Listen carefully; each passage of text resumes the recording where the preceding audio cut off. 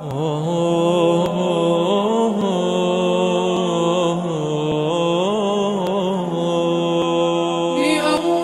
لحظة في العمر ألقاه، فلو أدري الكلام قلت أهواه. رفيق الساعة الأولى أنست به، فعشت بحب ما أوحى به الله. وسابقت الأحبة في تلاوته، وأنعم حين ألقاهم بلقياه. ولي شيخ إذا رتلت ألمحه، تقبلني من الإعجاب عيناه.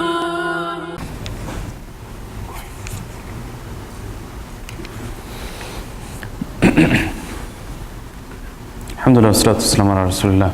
Last night we completed the 26 juz, and in that is one of the surahs, is Surah Muhammad, which is a Madani surah. And at the end of the surah, there are a few ayat which I want to focus on, which basically address the ummah about specific things that we should be focusing on. So there are a lot of subjects to cover within those particular ayat. So firstly, Allah subhanahu wa ta'ala says, إِنَّ الَّذِينَ كَفَرُوا وَصَدُّوا عَنْ سَبِيلِ اللَّهِ وَشَاقُوا الرَّسُولِ مِنْ بَعْدِ مَا تَبَيَّنَ لَهُمُ الْهُدَى لَنْ يَضُرُّوا اللَّهَ شَيْئًا وَسَيُحْبِطُ أَعْمَالَهُمْ. Indeed, those people that disbelieve and they prevent people from the way of Allah subhanahu wa ta'ala, and they oppose the Prophet sallallahu alaihi wasallam after the guidance has been opened for them, لَنْ يَضُرُّوا اللَّهَ شَيْئًا. They will never harm Allah subhanahu wa ta'ala. Basically, they're only harming themselves. So the wording is very general. There's a ruling in the Quran, al-ibratu li'umum al-lafz la li khusus al-mawarid. What is taken into account is the generality of the words and not the reason why it was actually revealed. So any person who falls under this criteria, that he is first of all disbelieving, and then he is preventing people from Islam, he's taking them away from Islam, or he is basically opposing the Prophet ﷺ, he's opposing the Sunnah of the Prophet ﷺ, then Allah subhanahu wa ta'ala says that لَنْ يَضُرُّ اللَّهَ شَيْئًا. He is not harming Allah subhanahu wa ta'ala in the least. He is harming himself. وَسَيُحْبِطُ أَعْمَالَهُمْ. Allah subhanahu wa ta'ala will eliminate their deeds. And this has two meanings. Firstly, that these people, because of the fact that they are in the state of disbelief, Allah subhanahu wa ta'ala is not going to accept their a'mal. Their deeds have become nullified and voided, because for the deeds to be accepted, you have to have iman. Without faith, without iman, the deeds are nullified, they are void. Another meaning is, وَسَيُحْبِطُ أَعْمَالَهُمْ. Allah subhanahu wa ta'ala will nullify their deeds, that anything that they're doing to oppose Allah subhanahu wa ta'ala and the Prophet, those are going to go to waste. Because ultimately, the word of Allah subhanahu wa ta'ala is going to be victorious. Allah subhanahu wa ta'ala's word, it will be propagated, Islam will flourish, but these people's deeds and their efforts, they will go to waste, which we mentioned earlier. إِنَّ الَّذِينَ كَفَرُوا يُنْفِقُونَ أَمْوَالَهُمْ لِيَصُدُّوا عَنْ سَبِيلِ اللَّهِ فَسَيُنْفِقُونَهَا ثُمَّ تَكُونُ عَلَيْهِمْ حَسْرَةً ثُمَّ يُغْلَبُونَ. There are many people that disbelieve, and they spend to nullify Islam. They want to put Islam down. But what is going to happen? They're going to spend their money, and ultimately they're going to be at a loss, and they're going to be sorry for what they did. ثُمَّ يُغْلَبُونَ. Then they're going to be defeated themselves. So this is what it means, وَسَيُحْبِطُ أَعْمَالَهُمْ. Their a'mal, their deeds that they're doing to oppose Islam, they will go to waste. After that, Allah subhanahu wa ta'ala addresses the people of Iman and tells them not to waste their own deeds. يَا أَيُّهَا الَّذِينَ آمَنُوا أَطِيعُوا اللَّهَ وَأَطِيعُوا الرَّسُولَ وَلَا تُبْطِلُوا أَعْمَالَكُمْ. O people of Iman, there are two conditions for your deeds to be accepted. First of all, ita'a of Allah subhanahu wa ta'ala, and secondly, ita'a of the Prophet alayhi salatu wasalam. You have to have both of these things. And وَلَا تُبْطِلُوا أَعْمَالَكُمْ. Don't put your deeds to waste. It can be connected with أَطِيعُوا اللَّهَ وَأَطِيعُوا الرَّسُولَ, that if you don't make ita'a of the Prophet sallallahu alaihi wasallam, and if you don't make ita'a of Allah subhanahu wa ta'ala, then your deeds will be wasted, because you're doing something which is out of your own pocket. You're doing things which is not proven by the Quran and the Sunnah. So you're wasting your time, and those deeds are not going to be accepted by Allah subhanahu wa ta'ala.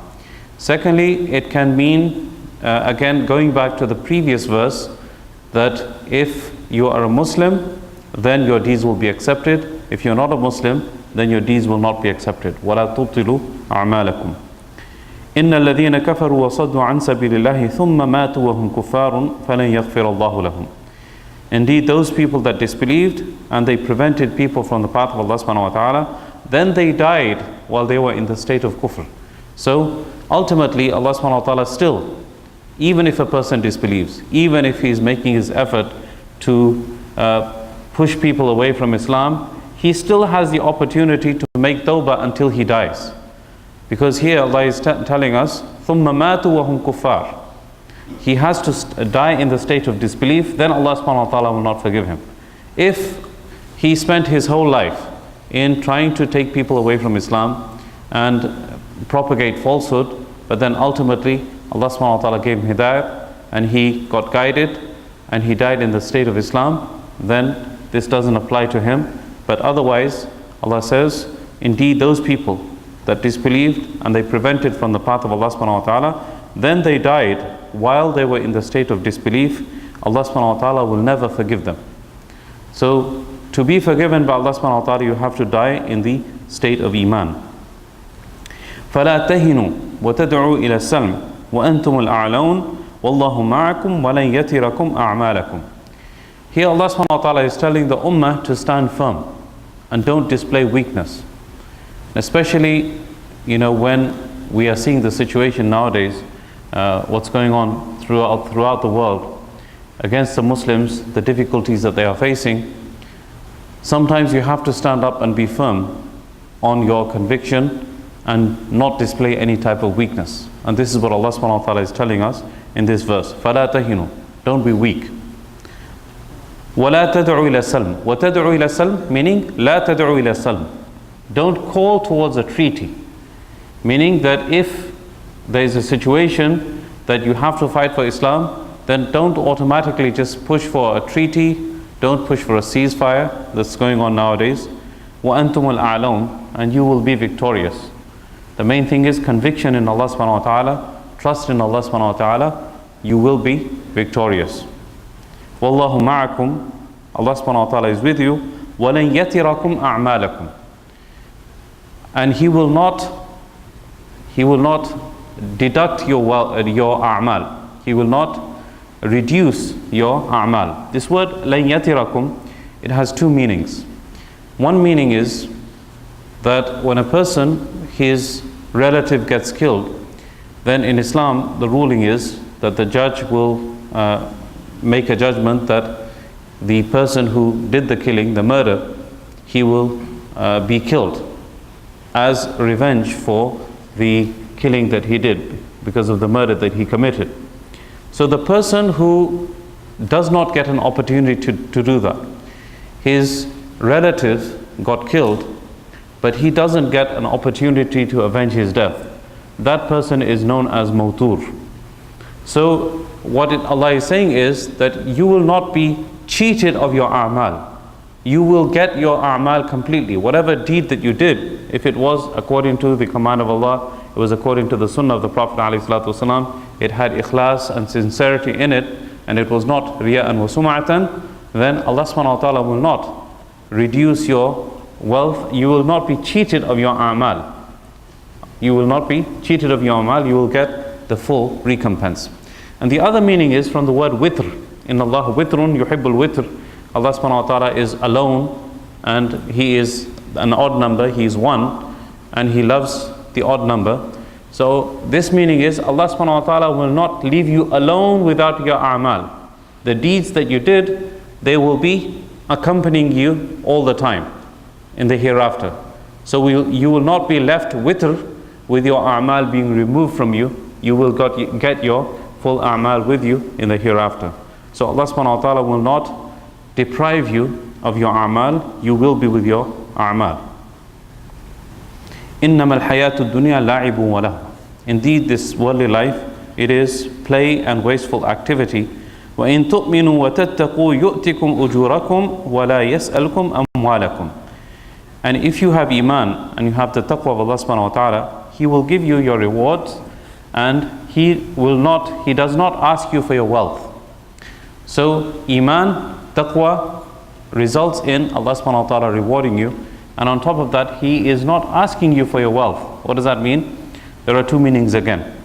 Firstly, that Allah subhanahu wa ta'ala gave us our wealth, and from that wealth, He doesn't obligate upon us anything except 2.5% of zakat.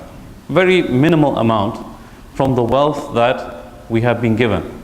And even that, if you have debts, you basically deduct those debts, and on top of that, that saving has to be with you for a year, and so on, hawlanul hawl. And then only after that, the zakat is made obligatory upon you. And then on top of that, you can take that zakat and give it to your own relatives who are needy. So Allah subhanahu wa ta'ala is not obligating something huge upon you, that you have to give 10% or 20% of your wealth. Allah subhanahu wa ta'ala only gave you a minimal amount that you have to give after all these conditions have been met. So He's not asking you for something huge. So another meaning is that He's not asking you for your wealth. وَلَا يَسْأَلْكُمْ أَمْوَالَكُمْ. He's not asking you for your wealth. Why? Because whatever He gave us, it's His anyway, right? He gave us our wealth. So if He asks for something in return, He's only asking for His own thing. Like a father who buys some candy for his kid, and he asks him for one candy out of the whole bag, the kid has a hard time giving it, right? That's what we are. Allah subhanahu wa ta'ala gave us our wealth, and He asks us for that one candy back, that 2.5%, that even that we have a hard time giving it back. So the second meaning is, He's not asking you for your wealth, He's asking you for His own wealth back. This is Allah subhanahu wa ta'ala's wealth. So that's the second meaning. Again, that ayah, indeed this worldly life, it is play and a wasteful thing, and if you have Iman and if you have taqwa, Allah subhanahu wa ta'ala is going to give you your reward, and He does not ask you for your wealth.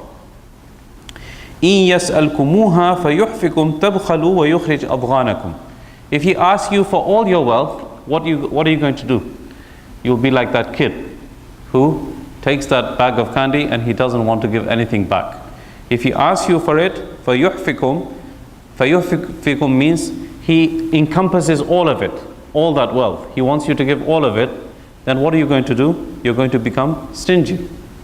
And then on top of that, you're going to display malice. يُخْرِجْ أَضْغَانَكُمْ. Why should I? Why should I give you that candy back? It's mine now. Okay, so this is what we do. But we do that despite the fact that it's only a minimal amount. So Allah is saying that if He asks you for all of it, then obviously that's going to happen. When He asks you for a minimal amount, 2.5%, and you have a hard time giving it, and then what do you think is going to happen when He asks you for all of it? Obviously, you're not going to give it. Allah subhanahu wa ta'ala then finishes off the verse by saying, Ha antum ha'ulai tud'auna litunfiqu fi sabilillah faminkum man yabkhal. Oh, you have been called to spend in the path of Allah subhanahu wa ta'ala, and many of you become stingy. You become stingy. So on many occasions we are asked for needs, for proposals, for projects, but people become stingy and they hold on to the wealth that they have. Allah subhanahu wa ta'ala says, وَمَن يَبْخَلْ فَإِنَّمَا يَبْخَلُ عَنْ نَفْسِهِ. Whoever is stingy, he's basically being stingy with himself. Like we mentioned yesterday, right? The wealth that we send forward, it is ours and ours alone. It is becoming invested for us. So whoever becomes stingy in this world, he's not being stingy from Allah subhanahu wa ta'ala, because Allah subhanahu wa ta'ala has no need for our wealth. He is just being stingy for himself, from investing for himself. So he is being stingy from himself. Whoever is stingy, فَإِنَّمَا يَبْخَلُ عَنْ نَفْسِهِ, he is being stingy from himself. وَاللَّهُ الْغَنِيُّ وَأَنْتُمُ الْفُقَرَاءُ. Allah is ghani. He is the carefree. He doesn't need anything from us. You are the ones that are needy. أَنْتُمُ الْفُقَرَاءُ. And you will be even more needier in the hereafter when we have any deficiency in deeds. We'll be looking for each and every hasanat to try to build up our account at that time. But that's the time when we will be truly needy. So we need to make sure that we are sending forward for ourselves.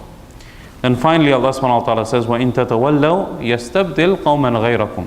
If you turn around and reject Islam, you reject the commands of Allah, you reject the call of Allah subhanahu wa ta'ala, then Allah will change other people instead of you.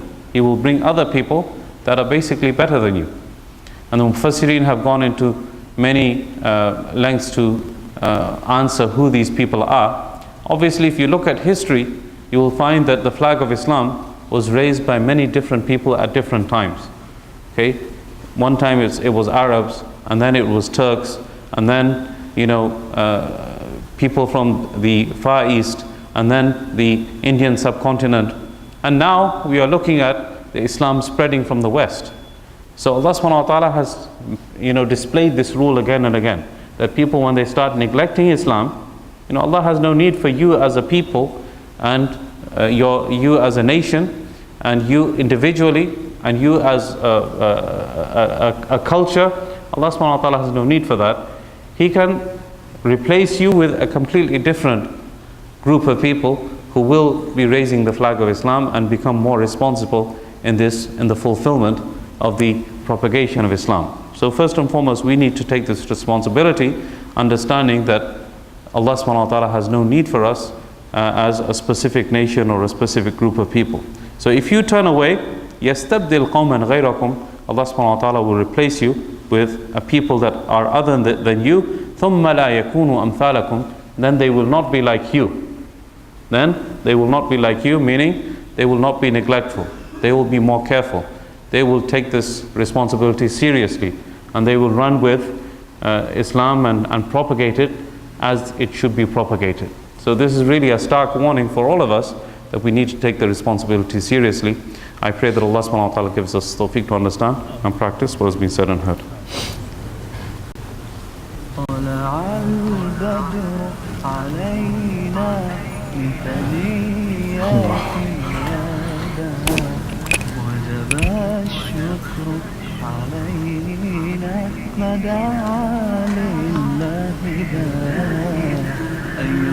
نعم